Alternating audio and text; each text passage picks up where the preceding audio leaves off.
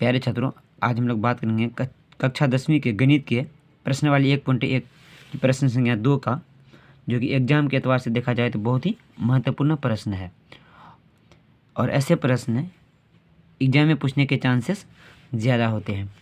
तो आइए पढ़ते हैं प्रश्न को। दर्शाइए कि कोई भी धनात्मक विषम पूर्णांक 6q + 1, 6q + 3 या 6q + 5 के रूप का होता है। तो इस क्वेश्चन को गौर करने वाली बात यह है कि आर जो है क्या है, विषम है ना। आर क्या है, विषम है, क्योंकि 6 तो सम है, क्यू का मान मतलब कुछ भी हो जाए, क्यू का मान कुछ भी हो जाए, अगर 6 से गुना करेंगे तो वो क्या होगा, सम ही होगा, है ना। सम संख्या को किसी भी संख्या से गुना करते तो वो सम ही होता है। इसलिए क्या प्लस में मतलब हम लोग रिमाइंडर में आर पे ध्यान देंगे। आर का मान अगर विषम हो जाएगा तो ए का भी ना मान विषम हो जाएगा, और आर का मान अगर सम होगा तो ए का मान भी क्या होगा, सम होगा। तो आइए हम लोग प्रश्न को स्टार्ट करते हैं। पहले मानते हैं, माना कोई धनात्मक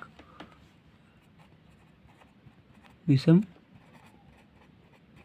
पूर्णांक ए है ना। माना कोई धनात्मक पूर्णांक ए है जिसमें भाजक यानी b बराबर कितना है, 6। b बराबर कितना है प्रश्न में, 6। अब हम लोग देखेंगे आर में शेष क्या है ना। शेष जो होगा, कभी भी किसी भी संख्या को भाग देंगे, जैसे कि हम लोग अगर मान लीजिए कुछ पल के लिए 26 से अगर हमको 7 से भाग देना है तो 7 या 21 होता है, 7 या 21 होता है। शेष क्या होगा, 5000। तो कहने का तात्पर्य ये है कि शेष जो हमेशा क्या होगा, वो भाजक से कम होगा। शेष क्या होगा, हमेशा भाजक से कम होगा, और वह शेष कभी माइनस में नहीं होगा। शेष क्या होगा, या तो मतलब 0 होगा या तो 0 से बड़ा होगा, लेकिन हमेशा 20 से क्या होगा, यानी भाजक से क्या होगा, शेष पर हमेशा भाजक से कम होता है। तो क्या लिखेंगे,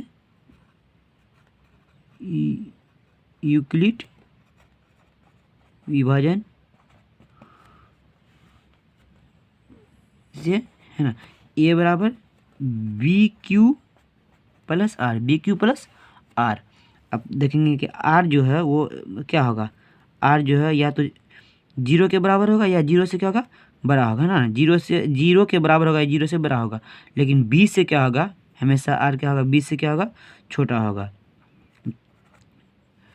कहने का तात्पर्य ये है कि R जो होगा वो B का मान कितना, 6 है। B का मान कितना, 6 से छोटा होगा।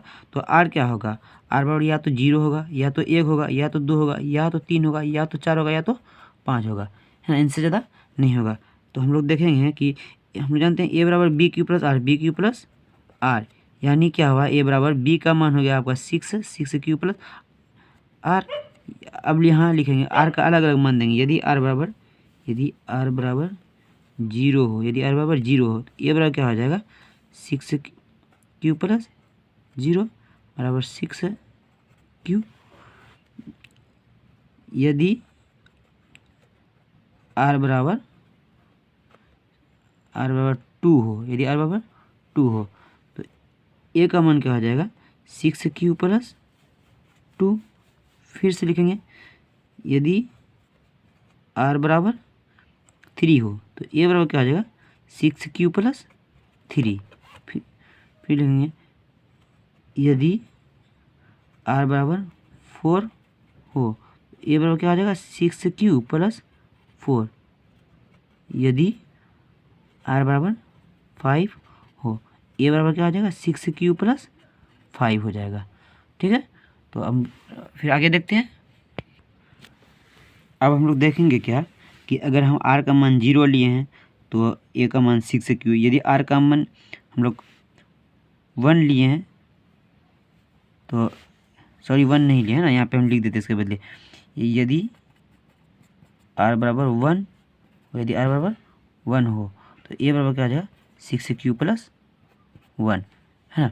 अब देखेंगे कि यदि R बराबर 0 लिए हैं तो A का मान 6Q। यदि R बराबर 2 लिए हैं तो A का मान 6Q + 2। यदि R बराबर 3 लिए हैं तो A का मान क्या आएगा, 6Q + 3। यदि R बराबर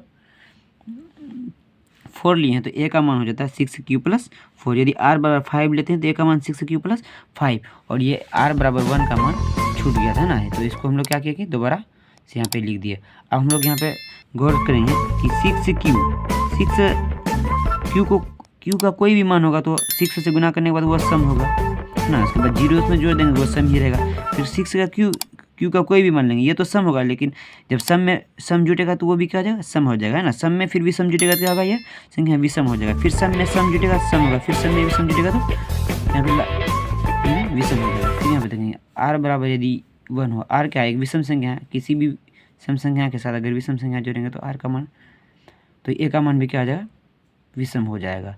तो आइए हम यहाँ लिखते हैं, क्या लिखेंगे यहाँ पे, चूँकि 6q प्लस 2 6q प्लस 4 क्या है, एक सम धनात्मक पूर्णांक, क्या है, सम धनात्मक